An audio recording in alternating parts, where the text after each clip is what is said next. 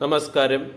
Asian market മികച്ച performance കാഴ്ചവെക്കുന്നുണ്ടെങ്കിലും American ഫ്യൂച്ചറും European ഫ്യൂച്ചറും ഏറെക്കുറെ ഫ്ലാറ്റായി trade ചെയ്യുന്നതുകൊണ്ട് ഇന്നത്തെ ട്രേഡിംഗ് സെഷനിൽ ഇന്ത്യൻ മാർക്കറ്റിൽ ഒരു ഫ്ലാറ്റ് ഓപ്പണിംഗ് വേണം നമ്മൾ പ്രതീക്ഷിക്കാൻ. നിഫ്റ്റി 23,700-നടുത്ത് ട്രേഡ് ചെയ്യുന്നു. കഴിഞ്ഞ ദിവസം ഇന്ത്യൻ മാർക്കറ്റ് 2% ഇടിഞ്ഞിരുന്നു. അതിനുശേഷം ഇന്ന് ഏഷ്യൻ മാർക്കറ്റിൽ നിന്നുള്ള റെസ്പോൺസ് മികച്ചതാണ്.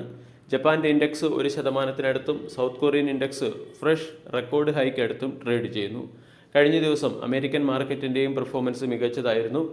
ഇൻഡെക്സ് കഴിഞ്ഞ ദിവസം ഫ്ലാറ്റ് പെർഫോമൻസ് നടത്തിയെങ്കിലും ഇൻഡെക്സുകളൊക്കെ ഓൾ ടൈം ഹൈക്ക് അടുത്തായിട്ടാണ് റെക്കോർഡ് ഹൈക്ക് അടുത്തായിട്ടാണ് തുടരുന്നത്. കൂടാതെ ബ്രന്റ് ക്രൂഡിൻ്റെ വില $93 പെർ ബാരൽ എന്ന ലെവലിലേക്ക് എത്തുകയും ചെയ്തിട്ടുണ്ട്. ഇനി ഇന്നത്തെ ട്രേഡിംഗ് സെഷനിൽ സ്റ്റോക്ക് സ്പെസിഫിക് ആക്ഷൻ വരാൻ സാധ്യതയുള്ള ചില പ്രധാനപ്പെട്ട സ്റ്റോക്കുകളെ പരിചയപ്പെടാം. പ്രധാനമായും കഴിഞ്ഞ ദിവസങ്ങളിൽ ക്വാർട്ടർലി റിസൾട്ട് പുറത്തുവിട്ട സ്റ്റോക്കുകളുടെ ക്വാർട്ടർലി റിസൾട്ടിന് മുകളിലുള്ള മാർക്കറ്റ് റിയാക്ഷനാണ് ഇന്ന് പ്രതീക്ഷിക്കേണ്ടത്. അങ്ങനെ നമ്മൾ ഫോക്കസ് ചെയ്യേണ്ട ഒന്നാമത്തെ സ്റ്റോക്ക് ത്രിവേണി എഞ്ചിനീയറിംഗ് ആണ്. ത്രിവേണി എഞ്ചിനീയറിംഗിൻ്റെ റവന്യൂ 4.8% ഇടിഞ്ഞപ്പോൾ എബിറ്റ 10% ഇടിയുകയും പ്രോഫിറ്റ് 8.5% ഇടിഞ്ഞ് 183 കോടിയിൽ നിന്നും 168 കോടിയിലേക്ക് എത്തുകയും ചെയ്തു. രണ്ടാമത്തേത് ഇൻഡിഗോ അല്ലെങ്കിൽ ഇന്റർഗ്ലോബ് ഏവിയേഷൻ റവന്യൂ 1.3% ഉയർന്ന് 22,182 നിന്നും 22,438 എബിറ്റ 87% ഇടിഞ്ഞു. കമ്പനി 3,068 കോടി രൂപയുടെ പ്രോഫിറ്റിൽ നിന്നും 2,536 കോടി രൂപയുടെ ലോസ് ആണ് റിപ്പോർട്ട് ചെയ്തിരിക്കുന്നത്. അതിനുള്ള കാരണം 4,823 കോടി രൂപയുടെ ഓൺ ടൈം ലോസ് റിപ്പോർട്ട് ചെയ്തതിൻ്റെ പശ്ചാത്തലത്തിലാണ്. മറ്റൊരു സ്റ്റോക്ക് അയണോക്സ് വിൻഡിൻ്റെ റവന്യൂ 0.4% ഇടിഞ്ഞപ്പോൾ എബിറ്റ 10% ഇടിയുകയും പ്രോഫിറ്റ് 51% ഇടിയുകയും ചെയ്തു. പ്രീമിയർ എക്സ്പ്ലോസീവ്സിൻ്റെ ക്വാർട്ടർലി റിസൾട്ടിൽ കമ്പനിയുടെ പ്രോഫിറ്റ് 6.6 കോടിയിൽ നിന്നും കമ്പനിയുടെ പ്രോഫിറ്റ് 75% വർദ്ധിച്ച് 3.7 കോടിയിൽ നിന്നും 6.6 കോടിയിലേക്ക് ഉയർന്നു. റവന്യൂ 20% വർദ്ധിച്ചെങ്കിലും എബിറ്റ 9.6 കോടിയിൽ നിന്നും 0.4 കോടി രൂപയുടെ ലോസിലേക്ക് എത്തിയിട്ടുണ്ട്. അതുപോലെ തന്നെ നമ്മൾക്ക് ശ്രദ്ധിക്കാവുന്ന മറ്റൊരു സ്റ്റോക്ക് ഓട്ടോ സെക്ടറിലെ സ്റ്റോക്കായ ലൂമാക്സ് ആട്ടോയാണ്. ലൂമാക്സ് ആട്ടോ $5.50 പെർ ഷെയർ എന്ന റേറ്റിൽ ഡിവിഡൻഡ് പ്രഖ്യാപിച്ചിട്ടുണ്ട്. റവന്യൂ 25% വർദ്ധിച്ചു. പ്രോഫിറ്റ് 50% ഉയർന്ന് 58 കോടിയിൽ നിന്നും 88 കോടിയിലേക്ക് എത്തുകയും എബിറ്റ 29% വർദ്ധിച്ച് 157 കോടിയിൽ നിന്നും 203 കോടിയിലേക്ക് എത്തുകയും ചെയ്തു. എബിറ്റ മാർജിൻ 13.8%-ൽ നിന്നും 14.3%-ലേക്ക് ഉയർന്നു. ഒലക്ട്ര ഗ്രീൻ ടെക്കിൻ്റെ ക്വാർട്ടർലി റിസൾട്ടിൽ കമ്പനിയുടെ റവന്യൂ 43% വർദ്ധിച്ചു. എബിറ്റ 76% വർദ്ധിച്ചപ്പോൾ മാർജിൻ 12%-ൽ നിന്നും 15%-ലേക്ക് ഉയരുകയും പ്രോഫിറ്റ് 21 കോടിയിൽ നിന്നും 55 കോടിയിലേക്ക് മെച്ചപ്പെടുകയും ചെയ്തു.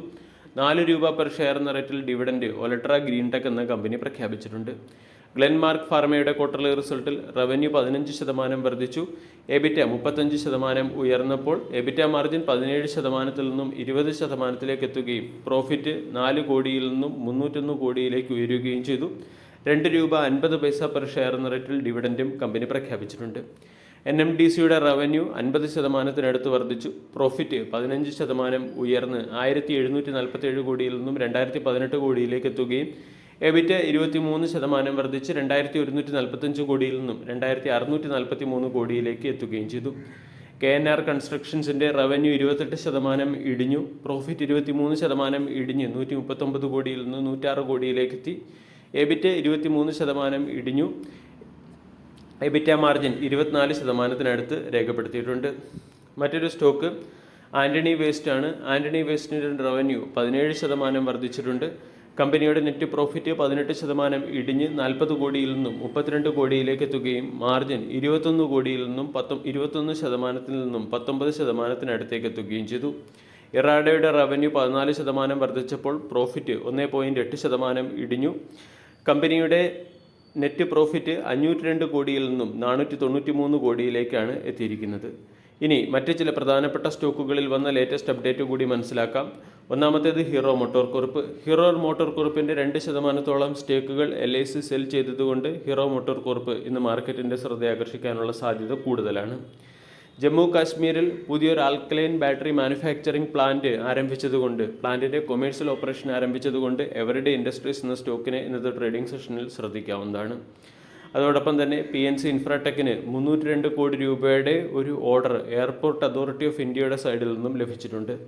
ടാറ്റ ടെക്കിൻ്റെ ഡിവിഡൻഡ് റെക്കോർഡിംഗ് ഡേറ്റ് കമ്പനി പുറത്തുവിട്ടു. ജൂൺ 18-ാം തീയതിയാണ് കമ്പനി നൽകുന്ന 11 രൂപ 70 പൈസ പെർ ഷെയർ എന്ന റേറ്റിലുള്ള ഡിവിഡൻഡിൻ്റെ റെക്കോർഡ് ഡേറ്റ് ആയിട്ട് പുറത്തു വന്നിരിക്കുന്നത്. വീഡിയോ എല്ലാവർക്കും ഇഷ്ടമായി എന്ന് വിശ്വസിക്കുന്നു. താങ്ക്